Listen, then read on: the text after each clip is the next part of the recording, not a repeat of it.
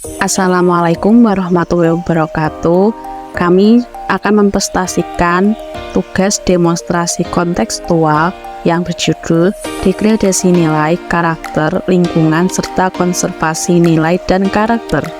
Kami dari kelompok 8 beranggotakan Nazilatul Hikmah, Nian Pangesti Cahyaningrum, Niki Sylvia Kartika, dan Nila Saadah akan mempresentasikan berikut ini.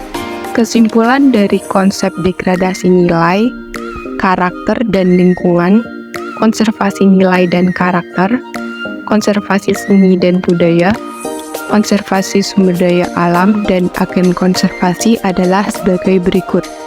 Yang pertama, degradasi nilai, karakter, dan lingkungan. Degradasi nilai, karakter, dan lingkungan adalah penurunan nilai, karakter, dan lingkungan yang terjadi di masyarakat saat ini. Hal ini dapat disebabkan oleh beberapa faktor seperti perubahan sosial, teknologi, dan lingkungan. Dampak dari degradasi ini dapat berpengaruh pada kualitas kehidupan individu dan masyarakat. Yang kedua, nilai dan karakter. Konservasi nilai dan karakter adalah upaya untuk mempertahankan dan memperkuat nilai-nilai dan karakter positif dalam masyarakat.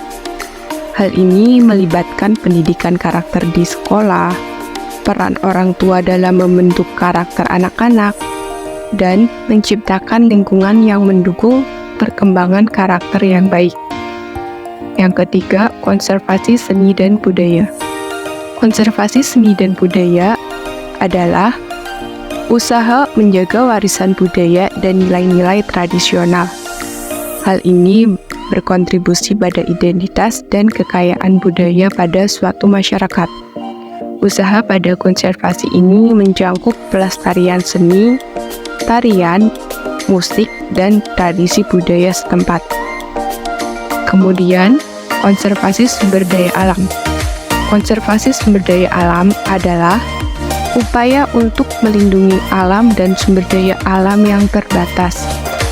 Hal ini penting untuk menjaga keberlanjutan lingkungan dan mengurangi dampak negatif terhadap planet kita.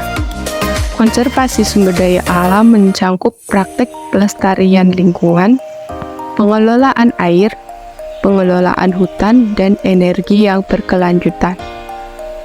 Yang terakhir, agen konservasi. Agen konservasi adalah individu atau kelompok yang berperan dalam upaya konservasi.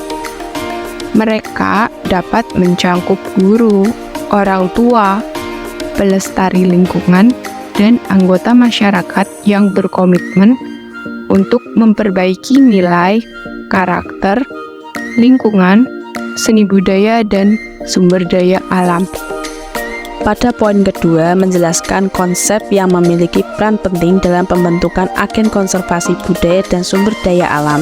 Yang pertama adalah degradasi nilai, karakter, dan lingkungan. Hal ini mendorong kesadaran akan ancaman terhadap nilai, karakter, dan lingkungan yang dapat mengarah pada kehilangan warisan budaya dan alam. Ini dapat memotivasi setiap individu untuk menjadi agen konservasi. Yang kedua adalah konservasi nilai dan karakter. Hal ini memelihara nilai-nilai dan karakter yang telah mewarnai budaya dan sejarah suatu masyarakat yang kemudian menjadi dasar bagi agen konservasi untuk melindungi warisan ini. Yang ketiga adalah konservasi seni dan budaya. Hal ini berperan dalam mengamati, merawat, dan melestarikan seni dan budaya, membantu menciptakan individu yang peduli terhadap warisan budaya, dan mereka menjadi agen konservasi. Yang terakhir adalah konservasi sumber daya alam. Hal ini berperan dalam memahami pentingnya menjaga sumber daya alam bagi keberlanjutan dan menghasilkan individu yang berperan sebagai agen konservasi alam. Poin ketiga yakni tentang tantangan yang mungkin muncul ketika menjadi agen konservasi. Yang pertama, keterbatasan sumber daya. Sumber daya terbatas termasuk dana, waktu, dan personel sering menjadi kendala dalam melaksanakan proyek konservasi yang efektif. Kedua, kesadaran dan pendidikan. Menyebarkan kesadaran akan isu-isu konservasi dan mendidik masyarakat tentang pentingnya pelestarian sumber daya alam dan lingkungan bisa menjadi tantangan, terutama jika terdapat kurangnya pemahaman atau minat dalam isu-isu tersebut. Ketiga, teknologi dan sumber daya yang tidak memadai. Terkadang terbatasnya akses ke teknologi dan sumber daya yang diperlukan untuk pengawasan dan pemantauan lingkungan dapat menghambat upaya konservasi. Kemudian, poin yang keempat yaitu menjelaskan dan mengidentifikasi strategi yang perlu dilakukan terhadap kemungkinan tantangan yang muncul ketika menjadi agen konservasi. Berikut adalah beberapa strategi yang dapat digunakan untuk menghadapi kemungkinan tantangan yang muncul.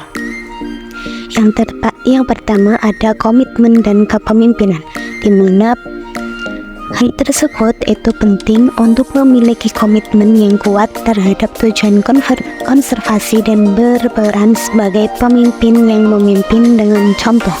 Kepemimpinan yang kuat dapat menginspirasi dan memotivasi orang lain untuk terlibat dalam upaya konservasi.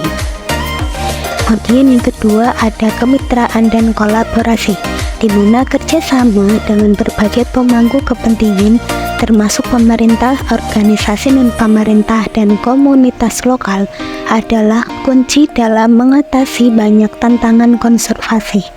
Yang ketiga ada pendekatan berbasis masyarakat, di mana hal tersebut melibatkan masyarakat lokal dalam proses konservasi, memahami kebutuhan dan nilai mereka, dan membangun dukungan dalam komunitas adalah strategi yang efektif. Kemudian yang nomor 4 yaitu pelatihan dan pendidikan, di mana pelatihan dan pendidikan ini memberikan pelatihan kepada tim dan masyarakat dalam pengelolaan lingkungan dan nilai-nilai konservasi, dapat memperkuat kapasitas dan pengetahuan. Kemudian yang nomor 5 ada keterlibatan generasi muda, di mana hal tersebut itu melibatkan generasi muda dalam upaya konservasi yang dapat memastikan kelangsungan usaha dalam jangka panjang. Kemudian yang terakhir ada kesadaran akan dampak lingkungan.